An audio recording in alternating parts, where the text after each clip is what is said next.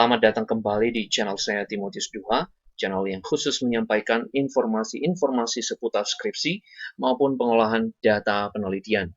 Pada kesempatan ini, saya menyampaikan materi mengenai populasi dan penentuan sampel. Untuk itu, kepada kita semua yang berkesempatan menyaksikan video ini, silakan tonton video ini sampai habis, dan kepada kita semua, saya mengucapkan selamat menyaksikan.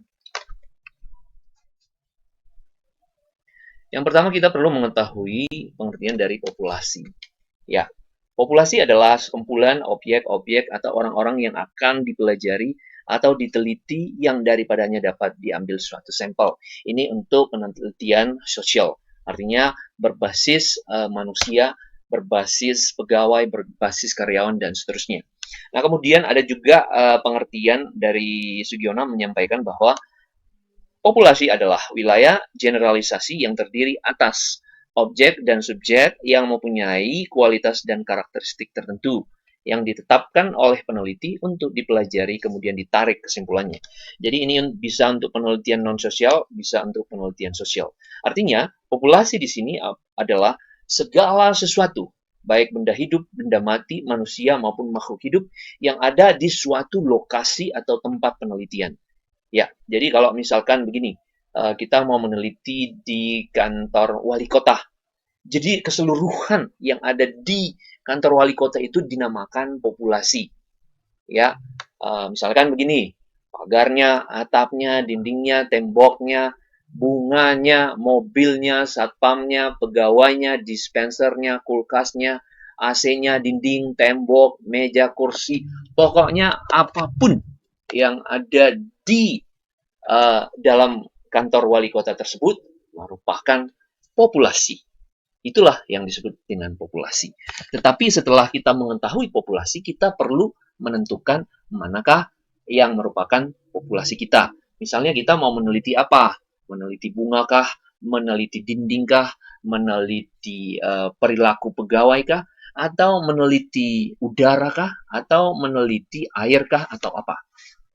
Jadi kita harus tentukan setelah populasi yang abstrak itu semuanya, maka kita perlu menentukannya. Jadi kebanyakan kan penelitian sosial berfokus kepada orang atau manusia. Jadi kalau orang manusia yang ada di kantor wali kota itu difokuskan di mana? Karena orangnya banyak kan, ada satpamnya, ada tukang kebunnya, ada drivernya, ada pegawai negeri sipilnya, ada tenaga honorernya, ada tenaga lepas hariannya, atau siapa? Apakah semua manusia yang ada di dalam kantor wali kota itu menjadi populasi kamu atau bukan? Ataukah hanya khusus pegawai negeri yang bekerja di kantor wali kota? Atau bagaimana? Kita perlu menentukannya secara seksama. Kemudian, di manakah posisi keberadaan populasi itu? Yang pertama adalah di suatu tempat tunggal. Seperti yang saya katakan tadi, kantor wali kota. Maka lokasinya di dalam kantor wali kota. Maka semua yang ada di kantor wali kota itu menjadi populasi. Ataukah di toko? Di toko itu ada penjual, ada pembeli, ada pelanggan, ada pengunjung, ya. Jadi kita perlu menetapkan di situ siapa orangnya. Atau misalnya di universitas, siapakah yang menjadi sasaran populasi kita di suatu universitas? Apakah orang yang berada di jajaran rektorat, di dekanat, di program studi, atau seluruh mahasiswa, ataukah seluruh dosen, itu perlu ditentukan. Ataukah di perusahaan, misalkan di suatu perusahaan, satu kantor, apakah dari lantai 1 sampai ke lantai 10, apakah semua itu populasinya, atau yang mana di lantai sekian atau di lantai sekian. Kemudian di suatu tempat sama, tetapi subtempatnya bukan nama yang sama. Misalnya pasar. Jadi di pasar itu kan terdiri dari beberapa kios, bisa puluhan, bisa ratusan. Maka apakah di dalam satu pasar itu kita meneliti semua kiosnya, maka populasinya adalah seluruh pedagang yang menjajali barangnya atau berjualan di pasar tersebut. Nah, kemudian di beberapa tempat yang satu nama, tetapi tersebar di beberapa tempat di suatu kota. Misalnya ada swalayan XYZ. Jadi di satu kota misalnya, katakanlah misalnya di Jakarta misalkan. Nah, ada di Pademangan, ada di Sunter, ada di Priuk, ada di Koja itu masih Jakarta Utara. Nah, jadi ada beberapa tempat, beberapa jalan swalayan tersebut beroperasi sehingga semua satu nama tetapi berbeda lokasi maka dijadikan sebagai populasi. Atau misalnya di beberapa tempat yang sama namanya tetapi tersebar di beberapa kota. Ini tadi di satu kota, sekarang di beberapa kota. Misalnya PT ABC ada di Bandung, ada di Semarang, ada di Jogja, ada di Surabaya, ada di Makassar, ada di Palembang, ada di Medan, dan seterusnya. Nah, kita mau meneliti perusahaan yang namanya sama, tetapi tempatnya berbeda-beda. Kemudian, pelanggan suatu produk tunggal tertentu yang berdomisili di mana saja. Jadi dari Sabang sampai Merauke, misalnya semua orang yang menggunakan produk FGH misalkan, maka kesemuanya itu dijadikan menjadi sasaran populasi. Atau misalkan pelaksana suatu aktivitas tertentu yang berdomisili di mana saja. Misalkan keseluruhan semua guru SD satu pulau Sumatera misalkan.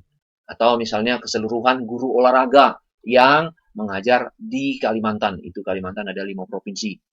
Barat, Utara, Selatan, Timur, Tengah. Jadi semuanya digabung. Oke. Oke.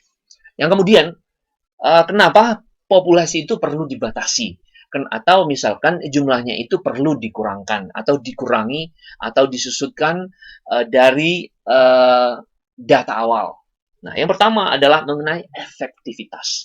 Tentu semakin luas cakupan, semakin luas wilayah operasional dari suatu penelitian, maka tentu akan membuat si peneliti kewalahan, apalagi kalau misalkan peneliti itu adalah peneliti tunggal, tidak bersama tim peneliti, maka ini akan merepotkan sekali. Sehingga perlu dilakukan pembatasan populasi. Yang kemudian adalah waktu. Tentu semakin banyak jumlah populasi, maka semakin banyaklah waktu yang digunakan untuk melakukan penelitian. Dan semakin sedikit jumlah populasi, maka semakin sedikit juga waktu yang digunakan. Jadi secara waktu kita membutuhkan yang namanya efisiensi. Kemudian dari sisi biaya, semakin jauh melangkah, semakin banyak waktu yang digunakan, dan semakin padatnya aktivitas dari penelitian tersebut, maka akan membengkakkan yang namanya biaya. Maka untuk mensiasati itu, dilakukanlah pembatasan populasi sehingga ada yang disebut dengan upaya-upaya penghematan biaya dalam penelitian bisa dilaksanakan. Dan yang kemudian semakin kompleks atau semakin banyak jumlah populasi kita, maka tingkat ketelitian juga membutuhkan konsentrasi yang sangat dan banyak ekstranya. Tetapi apabila jumlah populasinya menjadi lebih sedikit, maka tingkat konsentrasi itu lebih terfokus dan lebih menunjukkan ketelitian. Bayangkan orang menghadapi 50 orang dengan menghadapi 500 orang. Tentu dari segi daya upaya tenaga dan seterusnya, jumlah yang 50 itu lebih mudah diatasi dibanding yang 500. Sehingga atas dasar tersebut, kita melakukan pembatasan-pembatasan dari jumlah populasi.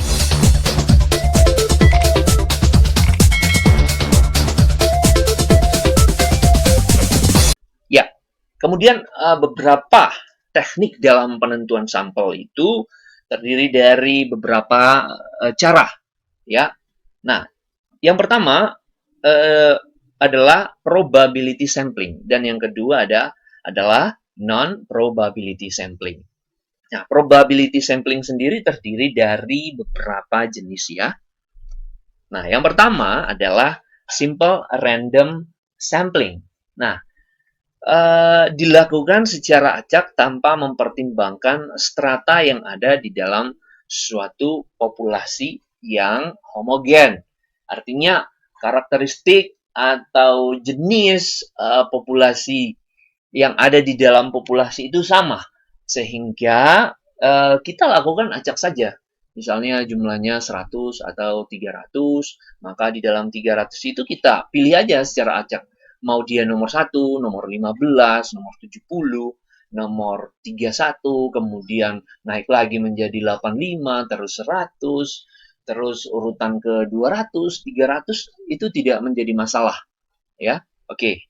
Yang kemudian adalah proportionate stratified random sampling. Ini digunakan apabila unsur di dalam populasi itu heterogen. Artinya karakteristik di dalam populasi itu berbeda-beda.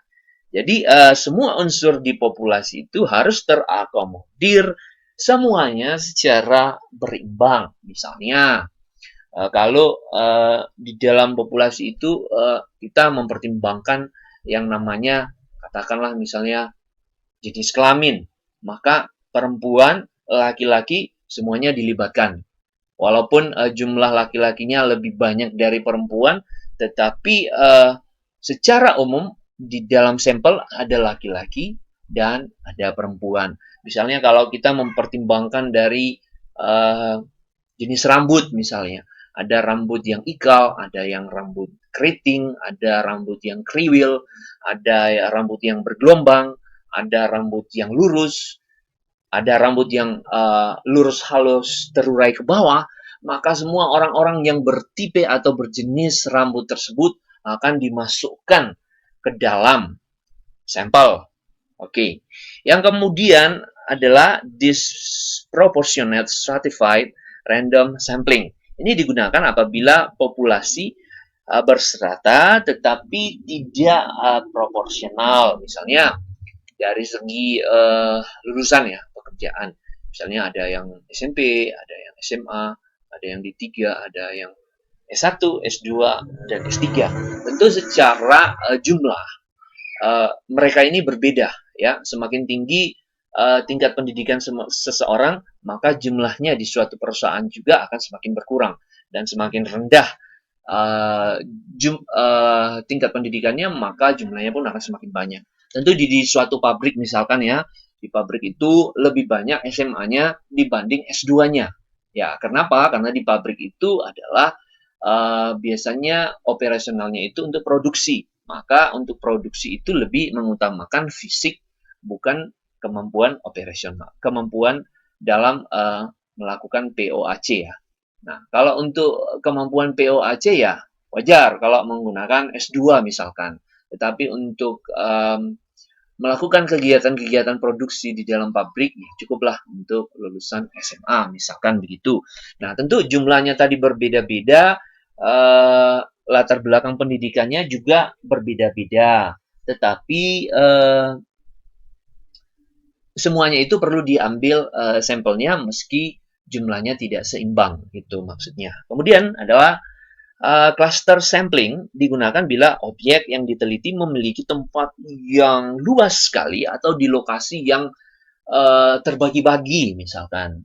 Contoh, misalnya kita mau melakukan yang namanya survei pemilihan calon gubernur, ya. Jadi kita mau melihat angka elektabilitas suatu calon tertentu, maka kita perlu memilih kan ya sampel kita berdasarkan semua kabupaten, berdasarkan semua kecamatan, berdasarkan semua desa yang ada di provinsi tersebut.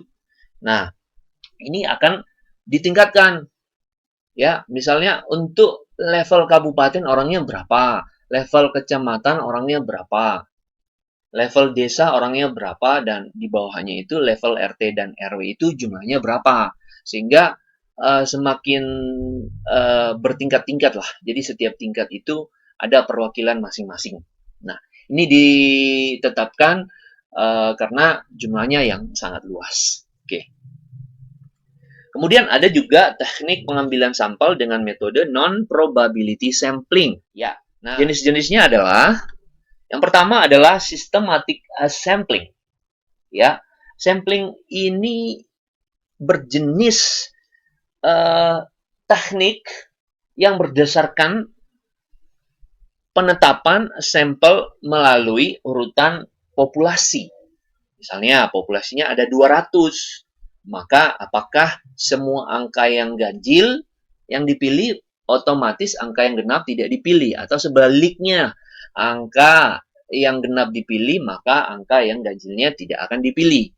Atau misalkan begini, setiap kelipatan 5 atau setiap berjarak 5 angka, maka dipilihlah menjadi sampel. Misalnya 1, 5, 10, 15, 20, 25, 30, 35, 40, 45, 50, dan seterusnya. Artinya, angka-angka di luar daripada kelipatan 5 atau berjarak 5 atau urutannya itu di luar itu, maka tidak akan dipilih menjadi sampel. Oke? Yang kemudian adalah penentuan sampel berdasarkan kuota.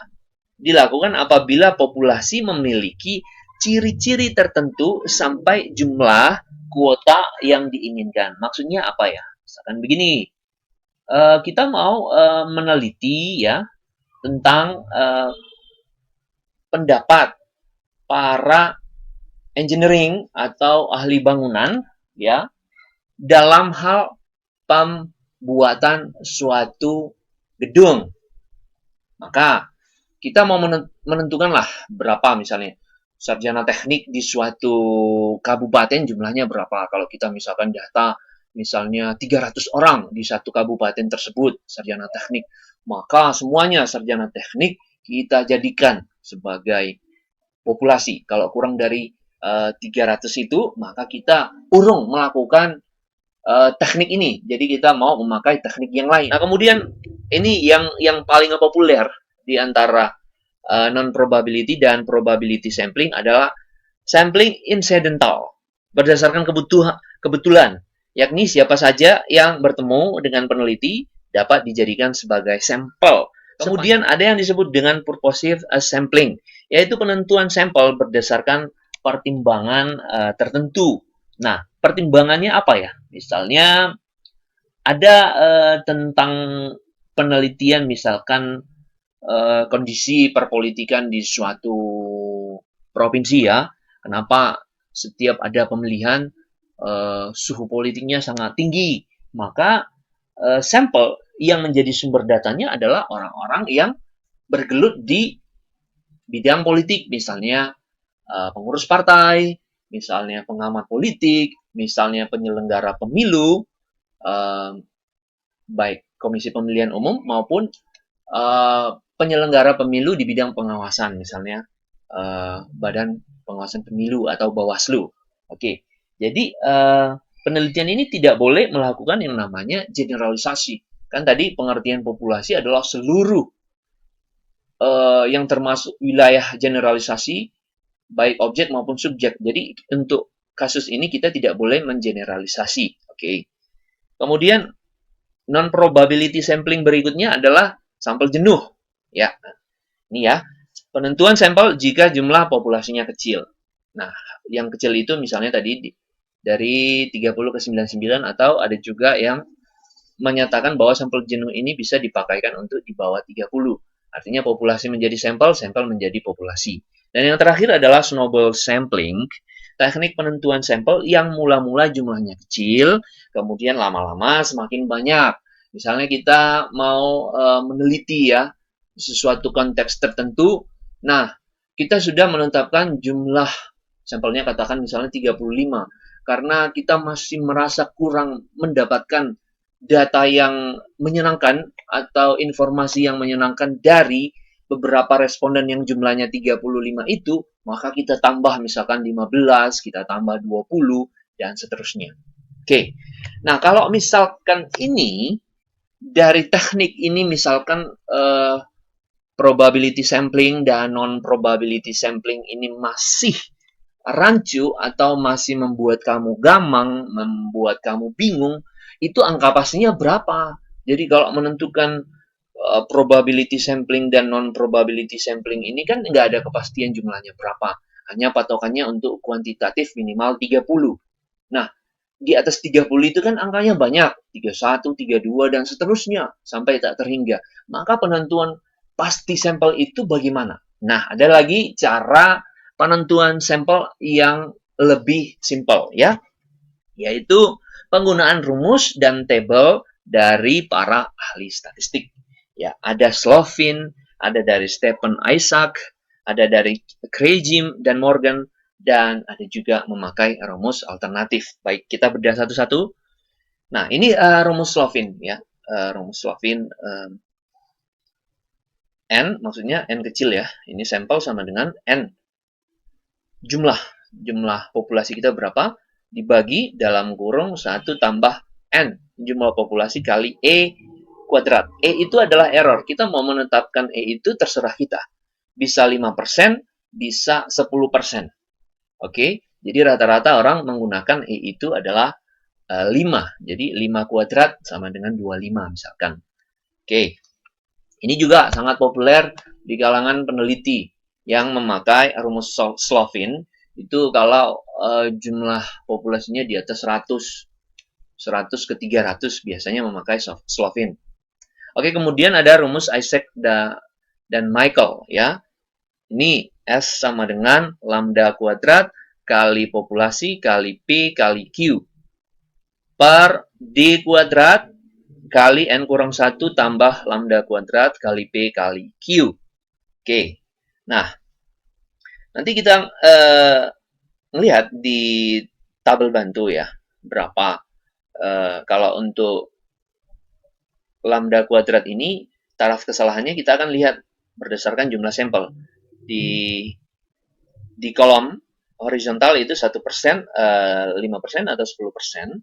Lalu kita geser ke angka yang di sebelah kiri, jumlah populasi kita berapa. Maka titik temunya nanti ada di tengah. Tetapi kalau misalkan kamu kerepotan dalam menggunakan rumus ini, kita juga terbantu dengan tabel Isaac dan Michael ini. Ya, misalnya ini tabelnya. Jadi katakanlah misalnya N-mu 40. Nah, maka sampel untuk standar error 1%, sampelnya 38. Untuk standar error 5%, maka sampelnya dari populasi 40 sebanyak 36. Kalau misalnya kamu memakai standar errornya 10%, maka dari populasi 40, sampelnya menjadi 35. Ya, misalnya ini lagi. Contoh ya, populasi kamu sebanyak misalnya 85 orang, maka kamu merasa ini terlalu banyak. Maka walaupun sebenarnya ya, ini bisa dijadikan sampel jenuh ya, karena kurang dari 100, artinya seluruh jumlah populasi dapat dijadikan sampel. Tetapi kalau kamu bertentangan dengan pernyataan tersebut, kamu bisa memakai rumus dari Isaac ini atau Isaac ini, yaitu apabila populasi kamu sebanyak 85, kamu pakai standar error 1, maka sampel kamu 75. Apabila memakai standar error 5%, maka sampel kamu 68. Kalau misalnya kamu memakai standar error 10, maka jumlah sampel kamu sebanyak 65 dari 85. Artinya berkurang 20 orang beban kamu untuk menjumpai si sampel tersebut atau si responden tersebut. Ini silakan download saja tabel sampel dari Craigie dan Morgan. Misalnya begini. Nah, kelebihan si Craigie dan Morgan ini dari Isaac atau Isaac dari dan Michael ini adalah di sini tidak memakai standar error lagi. Ya, tidak memakai 1%, 5%, 10%, langsung aja.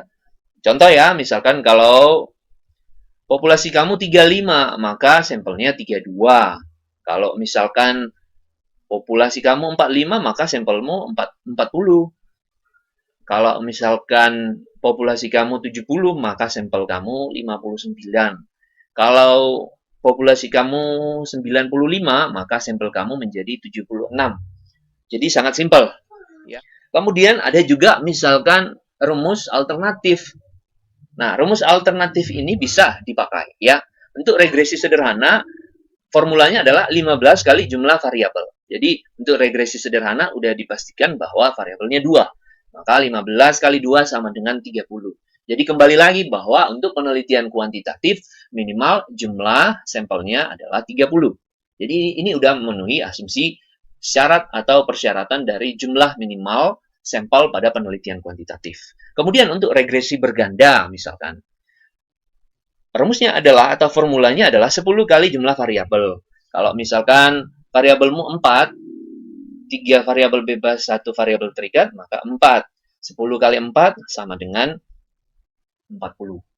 Gitu. Ya. Jadi kalau misalnya ini, Pak, ini kebanyakan ini. 10 kali 4, 40. Nah, kita kembali ke belakang saja. Kalau memakai formula dari si Krejci dan Morgan ini, untuk 40, sampelnya 36. Jadi kamu terbantu sedikit 4 orang. Kalau kita memakai Isaac, ini tadi ya, untuk 43, bisa 38 yang 1%, bisa 36 untuk yang 5%, dan 35 untuk yang 10%. Pilih mana mau. Ya, silakan saja ya. Atau memakai ini juga nggak apa-apa. Beda-beda tipis kok antara 40, 38, 37, 36, 35. Silakan saja ya. Baik, itu saja yang bisa saya sampaikan. Atas perhatian kita semua, saya mengucapkan terima kasih. Salam persahabatan.